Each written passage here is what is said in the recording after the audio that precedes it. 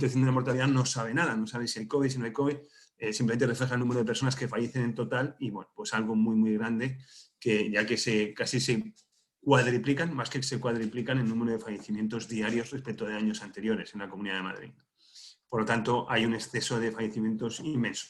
Nosotros analizamos el número de fallecimientos que se producen por COVID como la diferencia entre esos fallecimientos que nos da el sistema de monitorización de la mortalidad con los fallecimientos que se producían en años anteriores. Y por diferencia pensamos que ese es el cálculo más acertado del número de fallecimientos que se producen por el COVID. De hecho, si comparamos el número de fallecimientos que nos da el sistema de monitorización de la mortalidad, como esa diferencia que hemos dicho, con los fallecimientos que daba el Ministerio de Sanidad, vemos como en esa primera ola realmente se producían el doble de los fallecimientos que llegaban al Ministerio de Sanidad, que como siempre decimos, no es que el Ministerio de Sanidad nos mienta, ni mucho menos, sino que ellos son los que ellos han detectado. Estas son las personas que con nombre y apellido sabían que habían fallecido por COVID porque les habían hecho la prueba. Pero obviamente al sistema de monitorización no le escapaba ninguno. Entonces esa es la línea azul, esos son los fallecimientos reales, ¿vale? Como además teníamos el número total de infectados en esa primera ola a través del estudio de serología que se hizo el Instituto Carlos III, podíamos saber cuáles eran los infectados totales en cada una de las comunidades autónomas, cuáles habían sido los fallecidos y cómo diferencia obteníamos la tasa de mortalidad dividiendo los fallecimientos entre los infectados en esa primera ola. Quedaba de media un 2% de tasa de mortalidad de media en esa primera ola para todo el territorio nacional.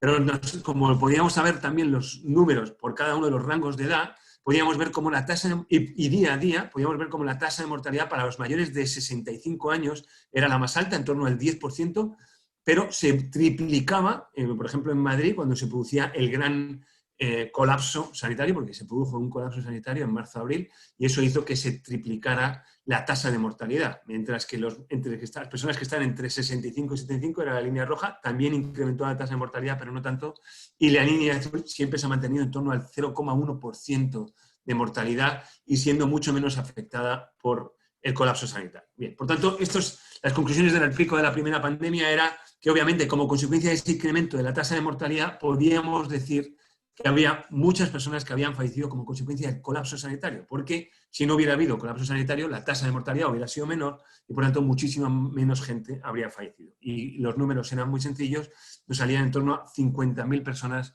que habían fallecido como consecuencia del colapso sanitario. Bueno, 50.000 personas en total, 26.000 como consecuencia del colapso sanitario en España. No era igual en todas las comunidades autónomas, algunas comunidades autónomas como Canarias prácticamente no detectábamos nada por colapso sanitario porque no lo hubo. Bien, eso eran un poco las conclusiones que salieron de nuestro análisis de esa primera ola de marzo y abril, que tuvo una gran repercusión mediática en junio. Desde septiembre venimos haciendo otro tipo de análisis, que es sobre todo analizar la proyección de cuántos fallecimientos se van a producir en los próximos 14 días y también el análisis de las UCIs. Vamos a ver cuál es la situación actual. Fijaros, cuando lo ponemos todo en perspectiva, pocas veces esto sale en los medios de comunicación, es una pena. Esto es a nivel nacional, esta es la primera ola en cuanto a número de fallecimientos. Esta fue la ola que se produjo empezando en septiembre y que llegó al tope a principios de noviembre, y esta es la ola que se ha producido a finales de enero en cuanto a fallecimientos, ¿vale? Como veis, en cuanto a fallecimientos a nivel nacional, estamos todavía muy lejos de lo que se produjo en la primera ola. La última ola que hemos tenido es la cuarta parte de lo que se produjo en esa primera ola, ¿vale? Sin embargo, en términos de infectados, este nivel de la última ola prácticamente llega al mismo nivel que la primera ola. ¿Y eso por qué es? ¿Cómo es posible que en términos de fallecimientos estemos 4 veces por debajo, mientras que en nivel de infectados prácticamente hemos llegado al mismo nivel? Porque la tasa de mortalidad ha bajado. Es decir, el virus se ha hecho mucho menos peligroso. ¿Y por qué el virus se ha hecho mucho menos de lo que era en la primera ola? Porque no ha llegado al nivel de colapso sanitario que tuvimos en la primera ola. El colapso sanitario es lo que multiplica la violencia del virus, la peligrosidad del virus, la tasa de mortalidad del virus.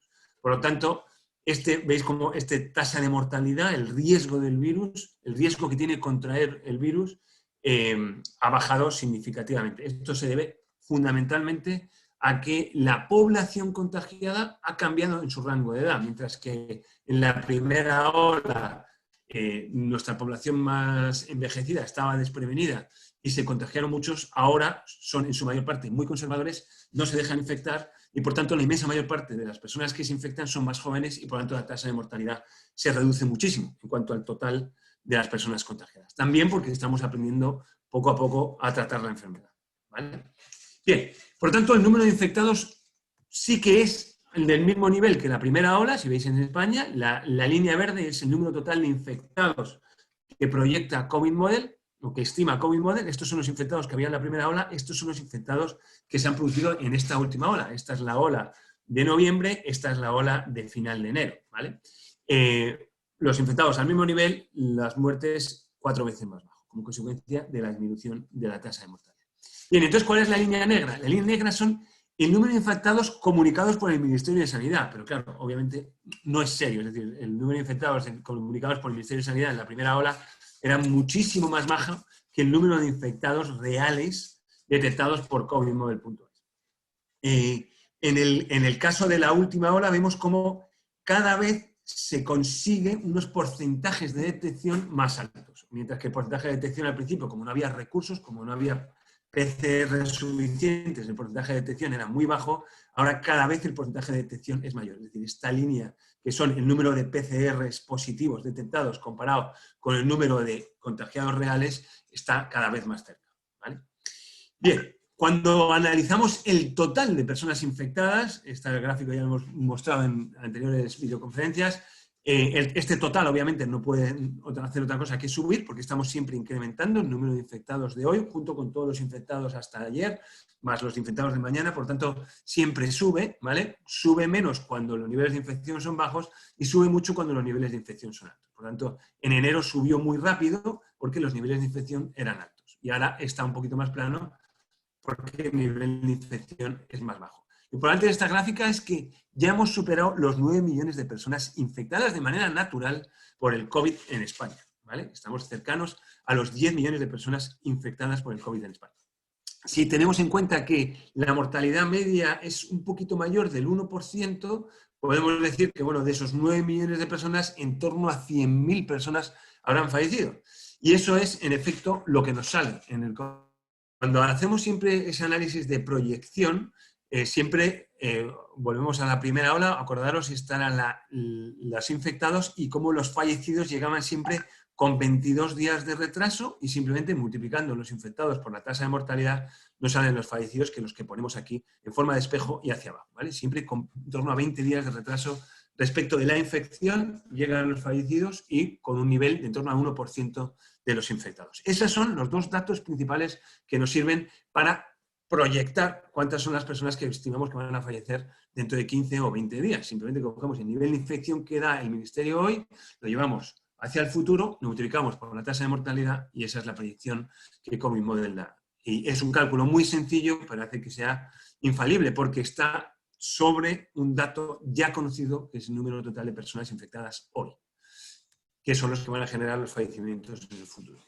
Cuando analizamos los fallecimientos y la predicción que COVID Model establece, vemos cómo esta línea verde, al final de todo, la proyectamos que van a seguir bajando los fallecimientos. ¿Por qué decimos que van a seguir bajando los fallecimientos diarios en España? Porque los infectados diarios no dejan de bajar. Los infectados diarios de hoy y de los últimos 15 días van bajando. Por lo tanto, los fallecimientos de hoy para los próximos 15 días también irán bajando, porque va siempre con retraso. ¿De acuerdo? Por lo tanto, si os fijáis, la línea verde, que es la proyección, lo que proyectábamos como fallecimientos que se iban a producir, y la línea negra, que son los fallecimientos que realmente se producían, son muy parecidos. Fijaros que la línea verde se calcula en base a los datos de la línea negra 15 días hacia atrás, y la línea verde no sabe cómo está la línea negra en este momento, sabe cómo estaba la línea negra hacia atrás. Por lo tanto, podemos ver cómo realmente la línea verde ha estado proyectando muy bien y muy acertadamente los fallecimientos que se iban a producir. Eso es lo que ha dado mucha veracidad a COVIDmodel.es y nos llamaban de las radios, de los periódicos, de las televisiones, porque constantemente estábamos proyectando el nivel de fallecimientos que se iba a producir en cada comunidad autónoma con 15 días de antelación. Cuando miramos las hoy, a día hoy, 2 de marzo, y comparamos los fallecimientos que se han producido en los últimos 14 días en España, en torno a 1.700, con los que estimamos que se van a producir en los próximos 14 días, en las próximas 2 semanas, pues vemos cómo prácticamente se reduce a la mitad, por lo tanto, seguimos a la baja en el número de fallecimientos proyectados. ¿Por qué? Pues porque están bajando los contagiados y, por tanto, bajarán también los fallecimientos dentro de 15 días en España, ¿vale? Bien, y por comunidades autónomas, ¿cómo está la cosa? Bueno, pues cuando analizamos las comunidades autónomas vemos que casi todos, si comparamos la negra, que es, acordaros, los 15 días anteriores de fallecimientos, con la verde, que son los futuros 2 semanas, vemos que en casi todas las comunidades autónomas vamos para abajo, es decir, que no es solo una cuestión de que algunas comunidades autónomas son diferentes, no, prácticamente todas las comunidades autónomas van para abajo y obviamente en cuanto al número total de fallecimientos siempre aparecen aquí, como número total más grande, las comunidades autónomas con mayor población, Cataluña, Madrid, Andalucía, Comunidad Valenciana, ¿de acuerdo? Pero si lo calculamos en fallecimientos por millón de habitantes, entonces ya no afecta el volumen total de la población, sino que lo que afecta es cuánto ha sido tocada por el contagio del COVID, cuál es el grado de infección del COVID. Y ahí vemos cómo por primera vez aparece esta comunidad autónoma, que es Cantabria, que generalmente era una de las comunidades autónomas menos azotadas por el COVID. Bueno, pues hoy Cantabria está liderando, lamentablemente, el número total de fallecidos por millón de habitantes, ¿no? Cantabria y Asturias, ahí es donde está el mayor foco, junto con Cataluña y Navarra, ¿vale? Curiosamente, Castilla y León y Castilla-La Mancha, que solían estar siempre por acá, ahora están en los niveles más bajos, obviamente como consecuencia de las restricciones que se han ido produciendo durante el último mes, desde el final de las Navidades, se han hecho restricciones muy serias en Castilla-La Mancha, Castilla-León, etc. Y eso es lo que ha hecho que se vaya reduciendo cada vez más el nivel de infección y, por tanto, también los fallecimientos. Bien. Cuando vamos a hacer análisis de la última ola para algunas comunidades autónomas, por ejemplo, Comunidad Valenciana. En Comunidad Valenciana, la última ola ha sido salvaje. Si os fijáis, en la parte de arriba ponemos el nivel de infección, ¿os acordáis? La línea verde, el nivel de infectados totales, la línea negra, los detectados por el Ministerio de Sanidad, ¿de acuerdo? Vemos cómo en Comunidad Valenciana se disparó por completo el nivel de infección, además le pilló desprevenido, no fue capaz de detectarlos, fue un disparo enorme, la propagación de contagios se disparó justo antes de Navidades y eso hizo que el nivel de infectados aumentara. Es decir, como consecuencia posiblemente de unos niveles de relación social más amplios, de un nivel de actividad más alto antes de Navidad, los días anteriores a Navidad, los 10 días anteriores a Navidad, los niveles de infección se aumentaron enormemente, los números de infectados diarios aumentó muchísimo y eso hizo naturalmente que con un retraso de 20 días el nivel de fallecimientos también aumentaron significativamente. Fijaros que el nivel tope de fallecimientos se produce a mediados final de enero, mientras que el nivel tope de infectados se produce a final de diciembre, es decir, siempre con 20 días aproximadamente de diferencia, ¿vale? Esta es la Comunidad Valenciana cuando empezábamos el año. Fijaros que el nivel de fallecimientos cuando empezábamos el año prácticamente no era como siempre y nosotros estábamos diciendo cuidado que los fallecimientos diarios se van a llegar a los 150 diarios y no nos creían en Comunidad Valenciana. ¿Cómo puede ser? Alguna radio nos entrevistó. ¿Cómo es posible? Sí, porque ya nos lo están diciendo los niveles de infección que se han disparado, por tanto, los niveles de fallecimientos van a llegar a los 150 diarios cuando estábamos en 25 diarios. Y efectivamente, lamentablemente, siempre se cumple. Esto fue la situación en Cataluña. Esto es el nivel de infección. No llega al nivel de infección de la primera ola y, por tanto, los fallecimientos se quedan muy por debajo porque si el nivel de infección se queda por debajo y la tasa de mortalidad es muchísimo menor, 4 veces menor, pues, por tanto, el número de fallecimientos baja. Sin embargo, Cataluña ha sido una de las comunidades autónomas también más azotadas en esta última ola del COVID. Este es el caso de Andalucía, fijaros, parecido a la Comunidad Valenciana, con niveles de infección más altos que en la primera ola. No llega al nivel que llegó a la Comunidad Valenciana, pero también llama la atención que el nivel de infección fue más alto que en la primera ola de marzo y abril y con niveles de fallecimientos más altos también que en la ola de marzo y abril. Esto fue porque a Andalucía la primera ola no le tocó tan fuerte, ni muchísimo menos tanto como Madrid, Castilla-La Mancha, Castilla y León, Cataluña, que fueron las comunidades autónomas que fueron más afectadas en esa primera ola. ¿Vale? En el caso de Galicia se ve también como tanto el nivel de infección supera también la primera ola y el nivel de fallecimientos prácticamente llega al mismo nivel. En el caso de Madrid es donde se nota una mayor diferencia, sobre todo en el nivel de fallecimientos, porque en Madrid el ataque de la primera ola fue salvaje.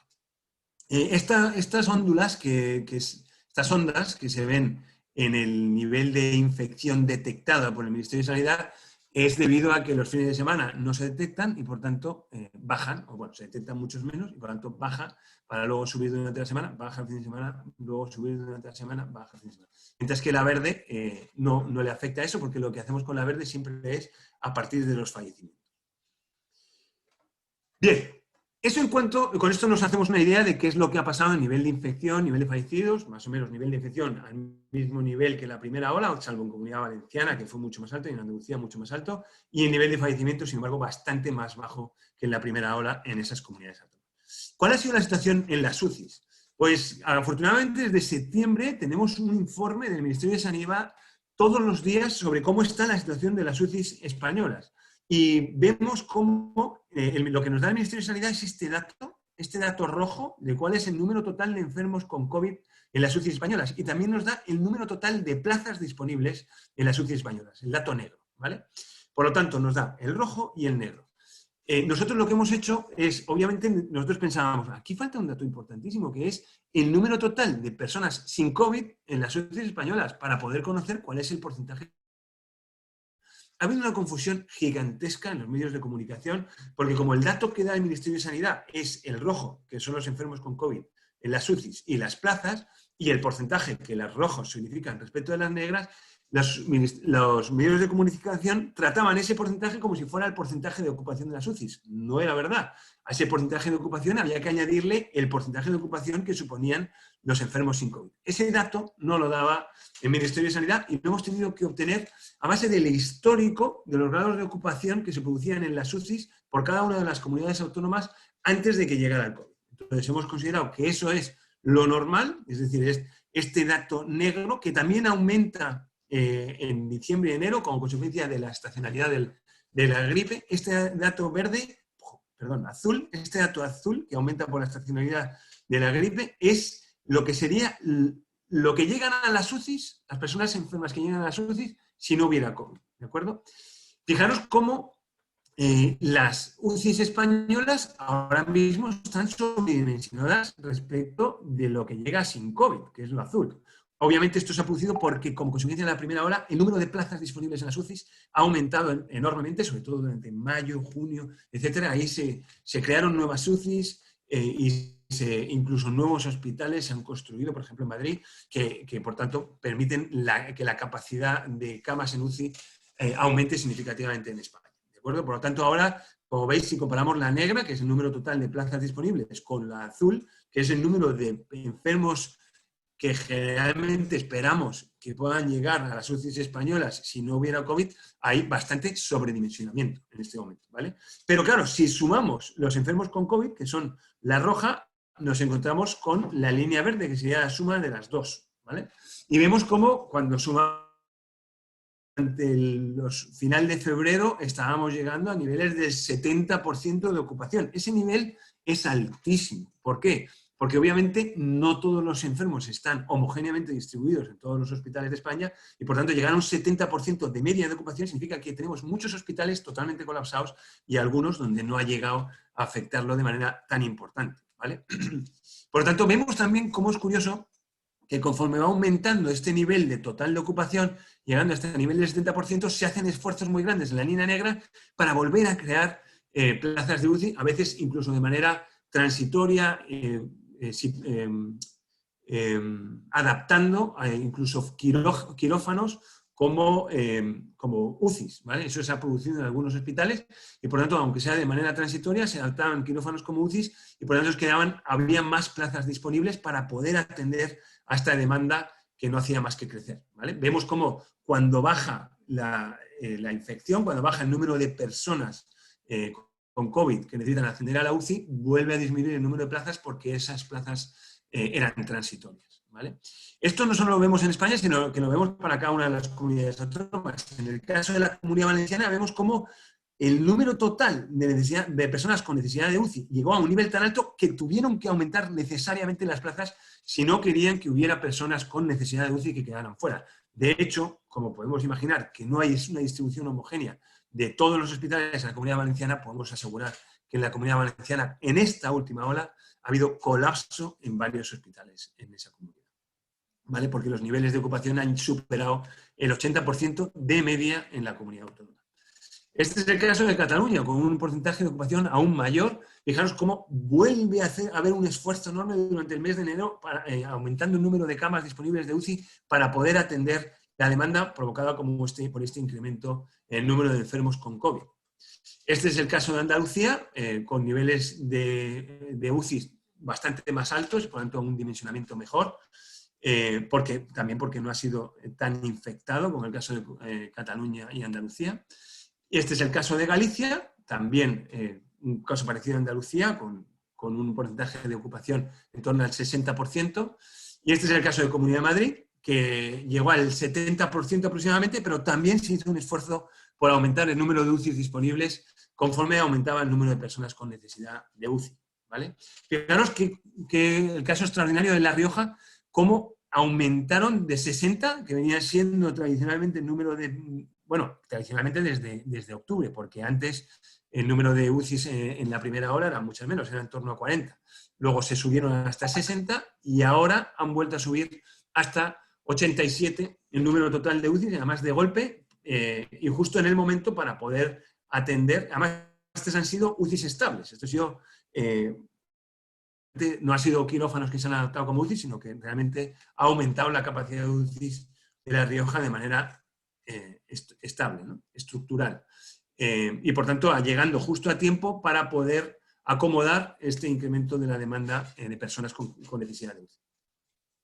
En la situación actual, en este momento, en cuanto a porcentaje total de ocupación, enfermos con COVID más enfermos sin COVID, Cataluña sería la comunidad autónoma con mayor nivel de ocupación, después sería Castilla y León y Aragón, Madrid, rozando el 60%, y los que tienen niveles más bajos está Murcia, Galicia y Extremadura en este momento.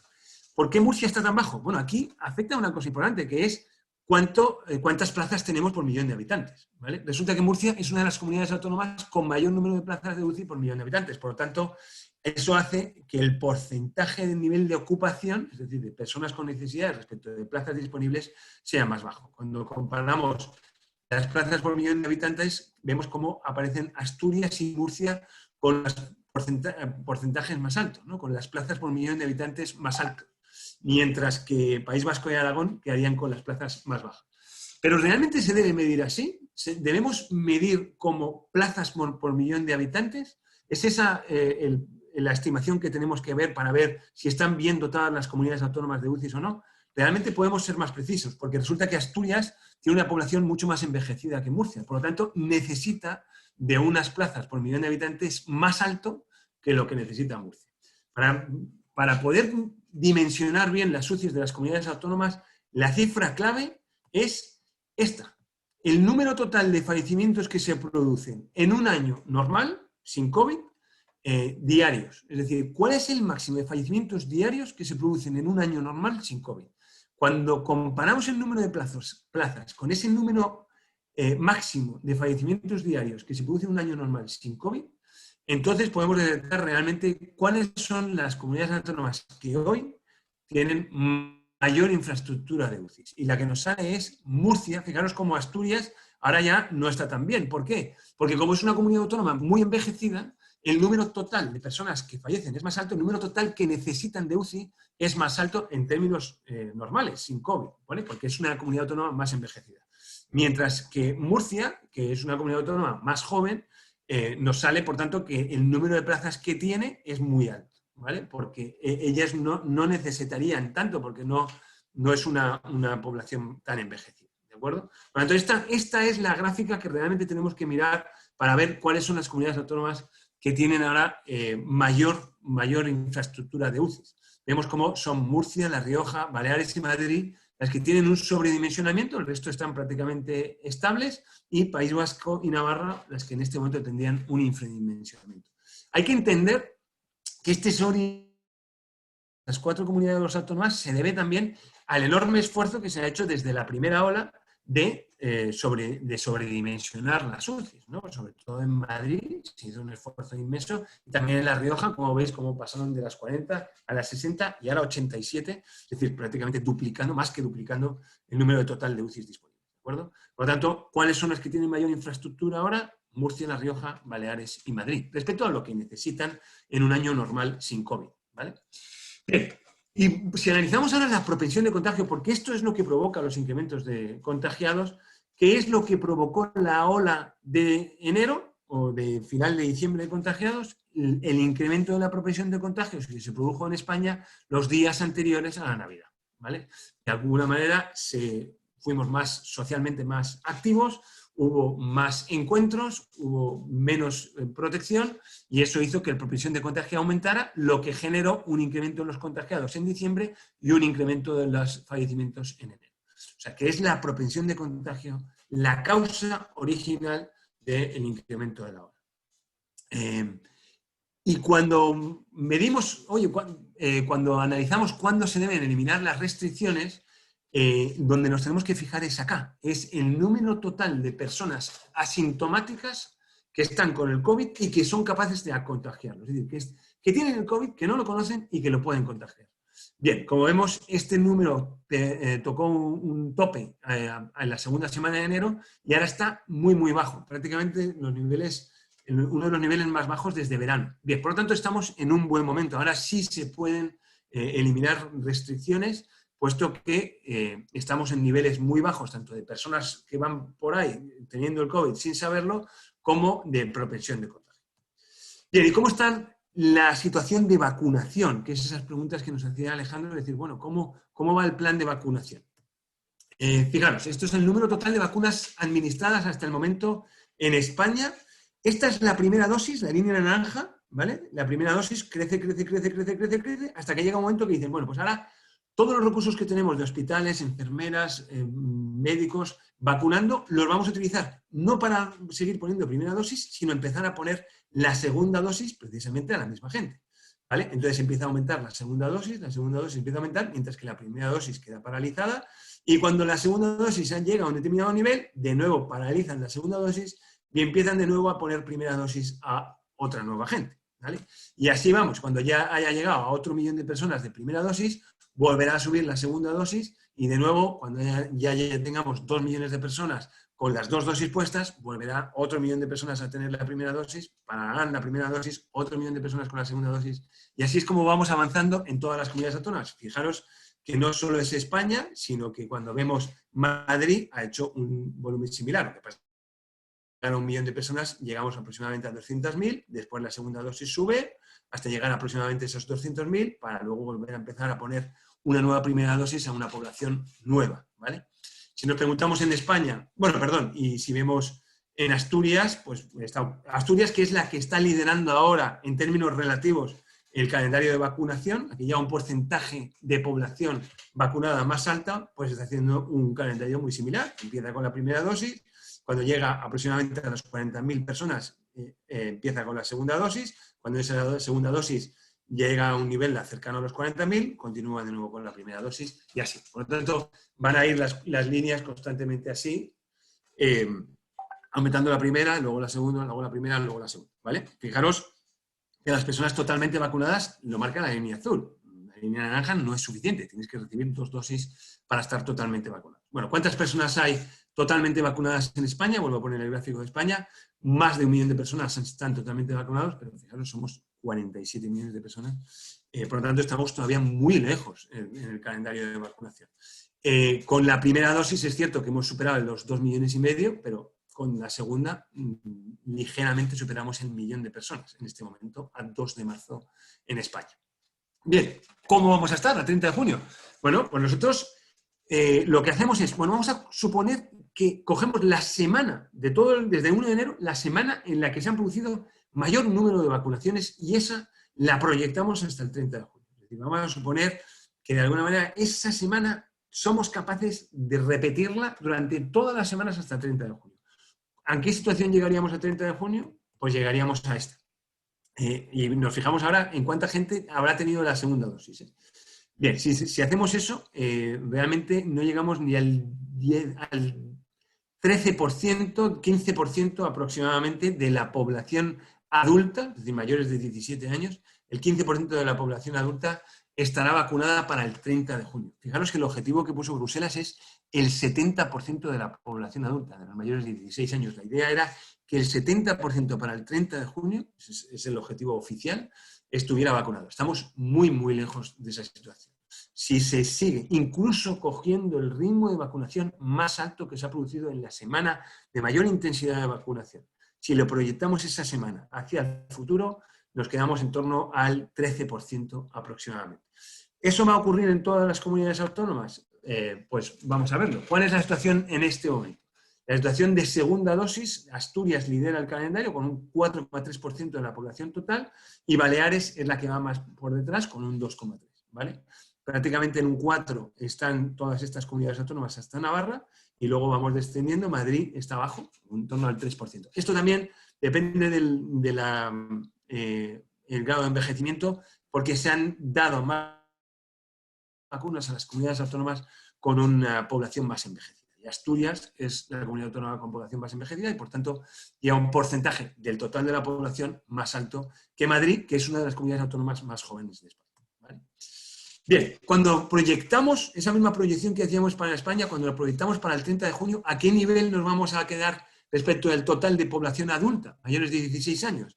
Pues Extremadura va a ser la que va a llegar más lejos, al 25%, porque ha habido una semana en la que Extremadura ha sido capaz de tener un ritmo de vacunación muy alta. Cuando lo proyectamos con esa semana, Extremadura gana la carrera y llega al 25,3%. Pero fijaros, todavía lejísimos del 70% que marca Bruselas y que planteaba también el propio gobierno español. La Rioja, Cantabria, Castilla y León irían de cerca y Baleares es la que de momento va más lenta en el calendario de vacunación. ¿Vale? Para el 30 de junio no había llegado ni al 12% del total de la población adulta para el 30 de junio. Bueno, por lo tanto, las noticias no son tan buenas, pero si pensamos que las personas mayores de 65 en España son aproximadamente 8 millones y poco respecto de los 47 millones. Si lo hacemos respecto de los 36, esos 8 respecto de los 36, es aproximadamente, esos 9, aproximadamente el 25%, aproximadamente el 20%, 25%. Por lo tanto, ese nivel del 20-25% sí vamos a alcanzarlo en verano, en España, ese 20%. Por lo tanto, sí podemos decir que no a principios de verano, pero sí durante el verano, julio, a final de agosto, habremos conseguido vacunar a toda la población mayor de 65 años. ¿Vale? Aquí estamos haciendo datos más precisos que en la última videoconferencia donde decíamos que para el 30 de junio ya habríamos llegado a ese nivel. Pero cuando vemos todo el calendario, teniendo en cuenta la primera, la segunda dosis, etcétera, vemos que vamos un poquito por debajo y realmente ese nivel se alcanza a final de verano y no a principio de verano. A final de verano tenemos toda la población mayor de 65 años vacunada en España. Pero eso es una situación magnífica desde el punto de vista de la tasa de mortalidad, porque si nos fijamos en este cuadro de líneas que aparece aquí abajo a la derecha, la tasa de mortalidad para los mayores de 75 años era 10 veces mayor que para los que están entre 65 y 75 y 100 veces mayor que la de menores de 65. Si nos quedamos solo con población menor de 65, la tasa de mortalidad pasa a reducirse muchísimo menos. ¿Vale? Por lo tanto, en vez de ser del 3%, pasa a ser del 0,07%. Por lo tanto, pasamos a una tasa de mortalidad muchísimo más baja. ¿Vale? Por lo tanto, esto sería una magnífica noticia, ¿no? Es decir, que estaríamos ante un virus muchísimo menos, con mucho menos peligroso, puesto que la población mayor de 65 ya estará vacunada a finales de agosto y, por tanto, la población que queda sin vacunar y, por tanto, sometida tiene una tasa de mortalidad muchísimo más baja y por lo tanto esto es otro mundo, ¿vale? Por lo tanto, a finales de agosto podemos estar, cuando realmente todas las personas mayores de 65 años estén vacunadas, podemos estar muchísimo más tranquilos. Una pena que no vayamos a llegar al 30 de junio y que podamos estar el verano más tranquilos, ¿no? Realmente esa situación no se va a dar. Durante el mes de julio y agosto vamos a tener todavía personas mayores de 65 años en España que no van a estar vacunadas, salvo que aumente significativamente el ritmo de vacunación, que no parece que esté pasando, porque va bastante estable, ¿vale? Y la última pregunta que nos hacemos es, bueno, ¿y si sumamos las personas que están vacunadas y por lo tanto que han desarrollado los anticuerpos de manera artificial a las personas que han sido infectadas y por lo tanto han desarrollado, en su mayor parte, porque se dan casos de personas infectadas que no llegan a desarrollar los anticuerpos, pero la mayor parte de ellos sí. Si sumamos los que han desarrollado los anticuerpos de manera artificial a los que han desarrollado los anticuerpos de manera natural, ¿vale? Porque han sido infectados de manera natural por el COVID, eso nos da el total de personas que han desarrollado anticuerpos y por tanto que impiden que el virus siga esparciéndose, ¿de acuerdo? Que no afecta a la persona y por tanto la persona es capaz de eliminar el virus de manera rápida y por tanto no favorece el contagio, o por lo menos no durante tantos días, ¿vale?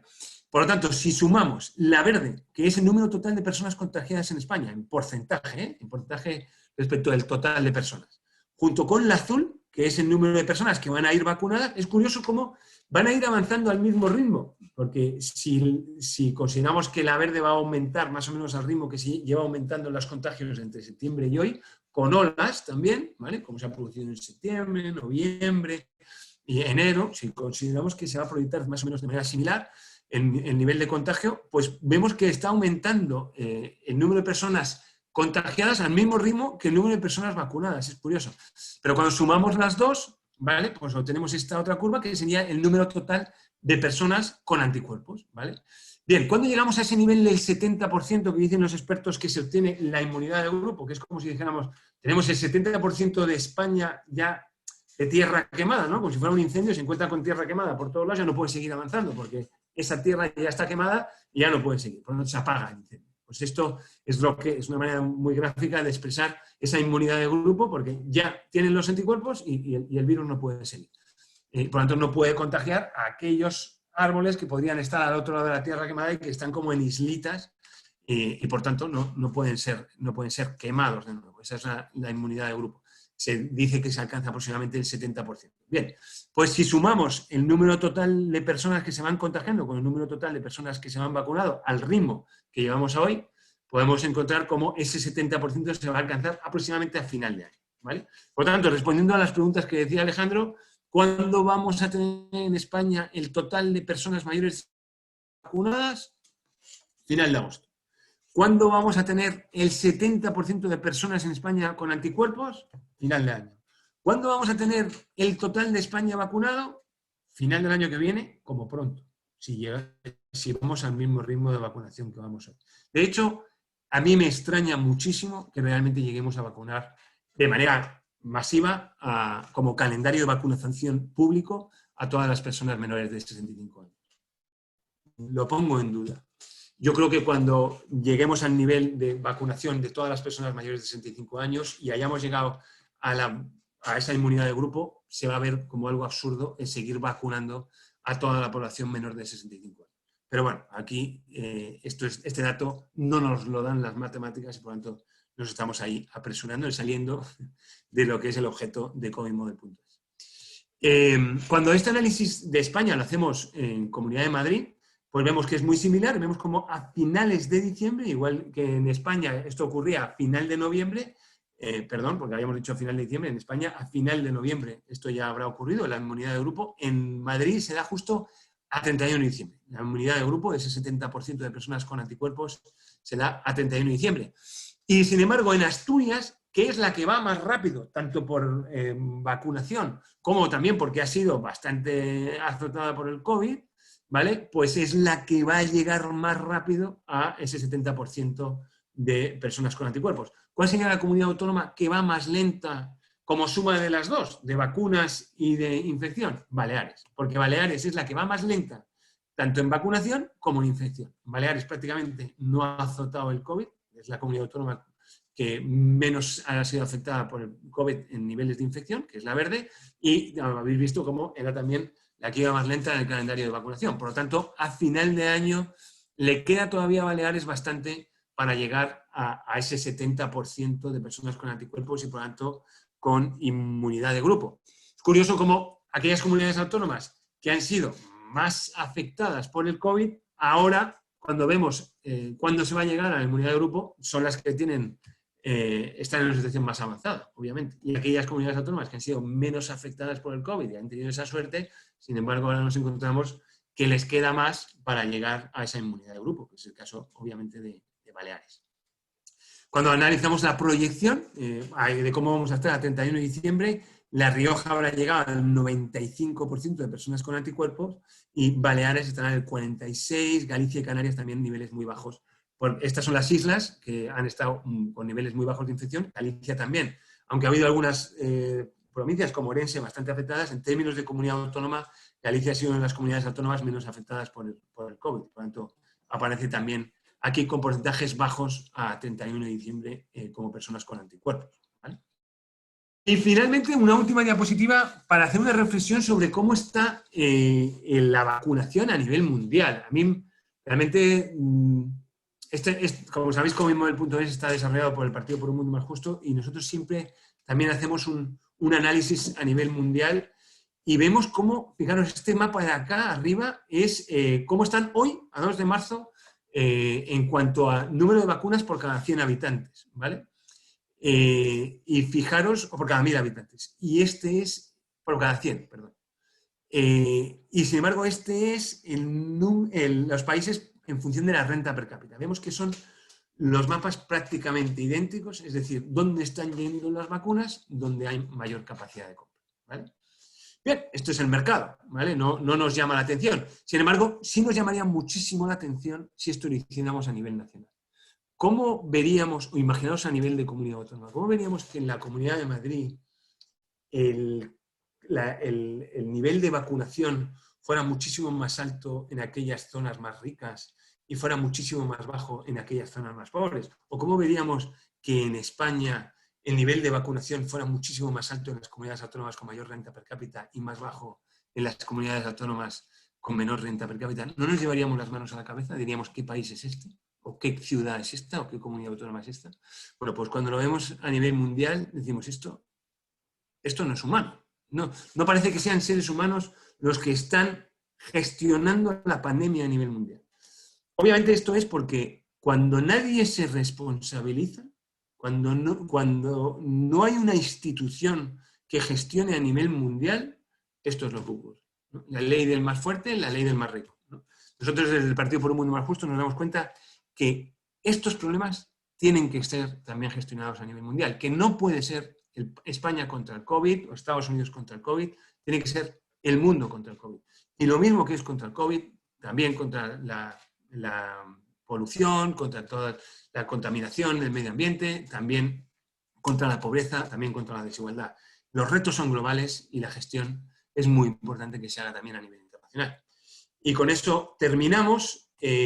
Muchísimas gracias de nuevo por escucharnos, por atendernos, por ser fieles a esta llamada de Covidmodel.es y también deciros que, bueno, ahora ya no vamos a seguir haciéndolo mensualmente porque el calendario de vacunación pensamos que va a ser más o menos estable, porque las olas, pues posiblemente esperemos que no vuelvan a ser azotadas nuestras comunidades autónomas hasta dentro de bastante, y en cualquier caso lo que haremos es convocar la próxima conferencia COVID Model cuando veamos que es de gran interés porque por lo que sea se han vuelto a disparar los niveles de infección o porque han aumentado significativamente el ritmo de vacunación o porque se ha interrumpido, ¿no?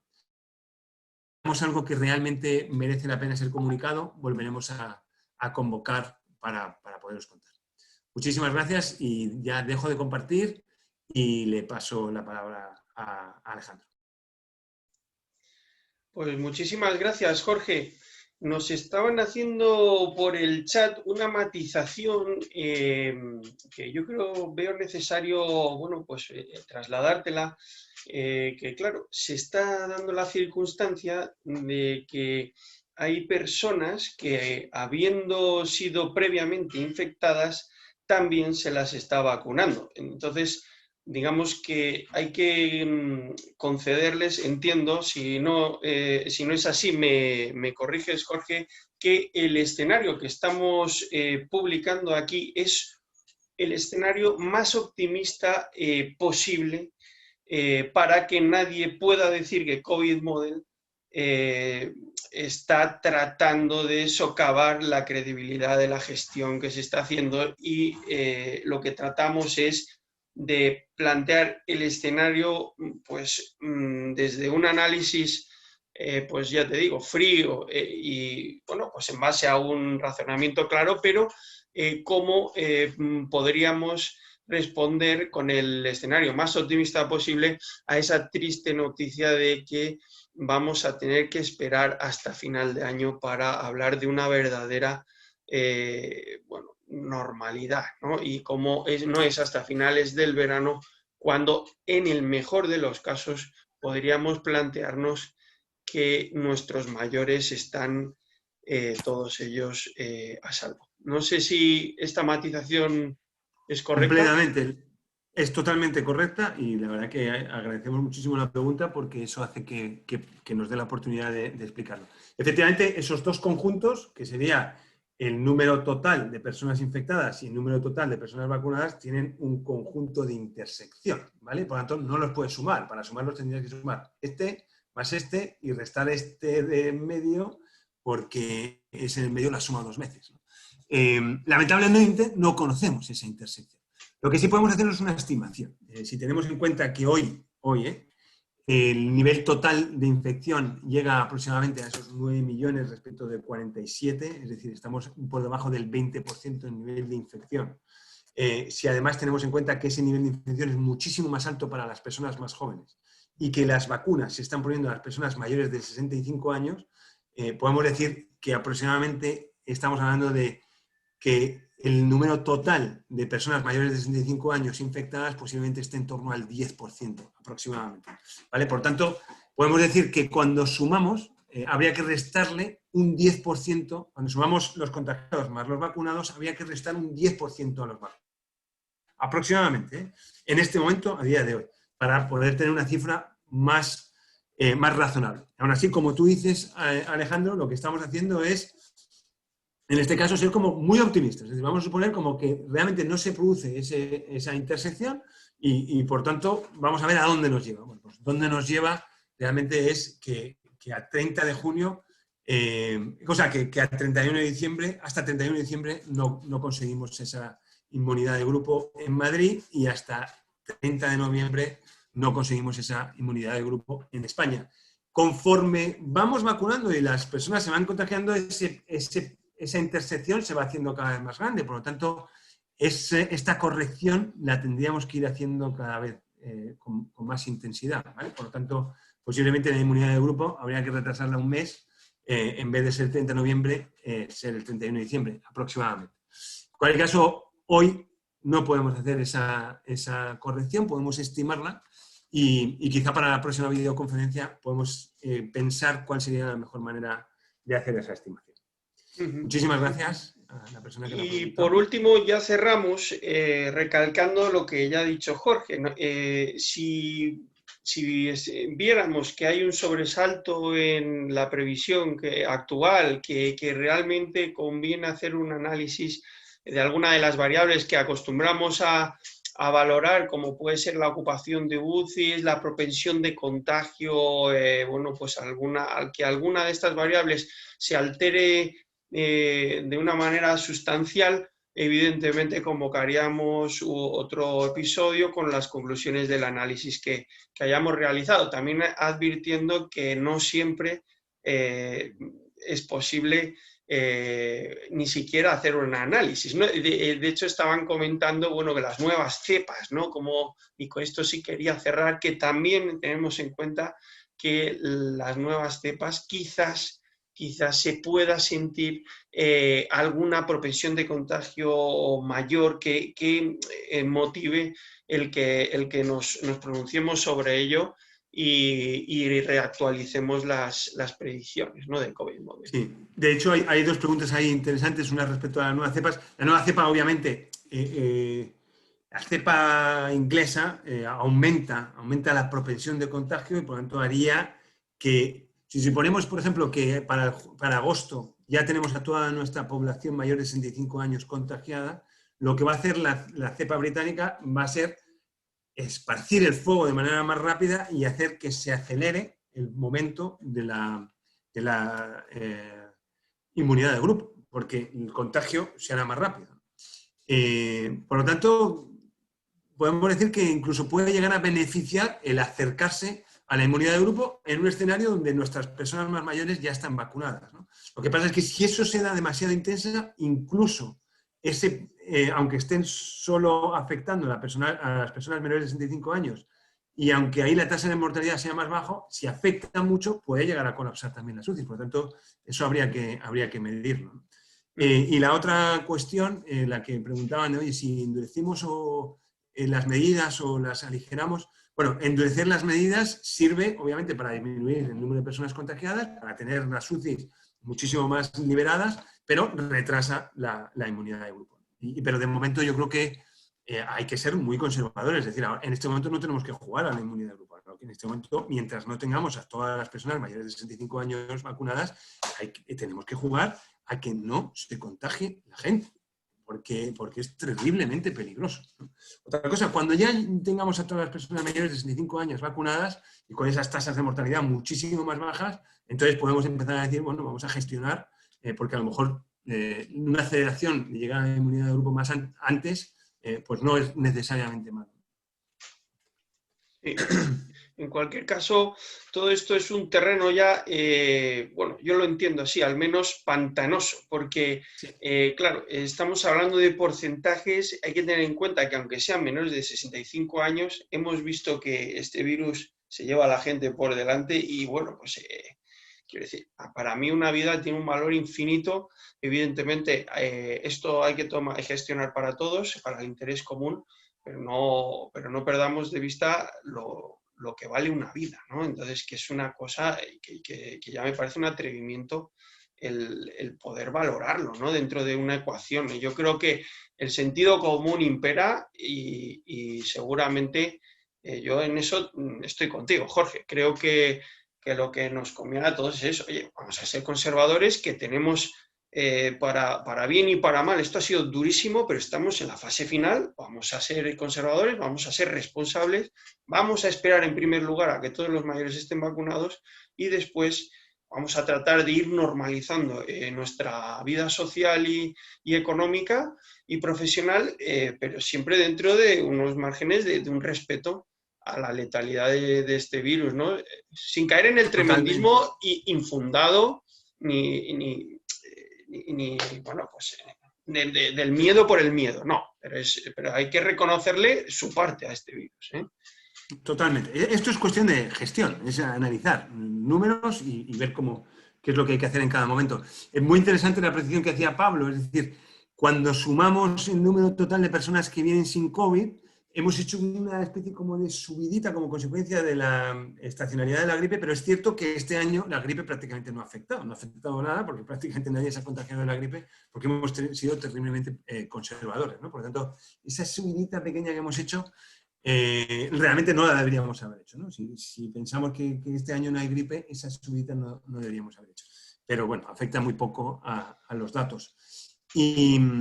Y efectivamente, a todo hay que hacer matices. Es decir, cuando hablamos de las personas mayores, cuando todas las personas mayores estén vacunadas, obviamente hay que hablar de las personas mayores y de todas las personas que tienen patologías importantes y, por tanto, el virus les puede afectar de manera muy seria, ¿no? Como decía Paco. Muy bien, pues hasta aquí este episodio de COVID Model. La verdad que ha sido un verdadero placer. Yo me siento profundamente feliz de haber participado, aunque sea presentando estas ponencias y personalmente te agradezco, Jorge, a ti y a tu equipo y al Partido por un Mundo Más Justo esta iniciativa, esta visión analítica, esa visión global, y no perdamos de vista que en este mundo somos muchos, sí, pero sobre todo somos personas.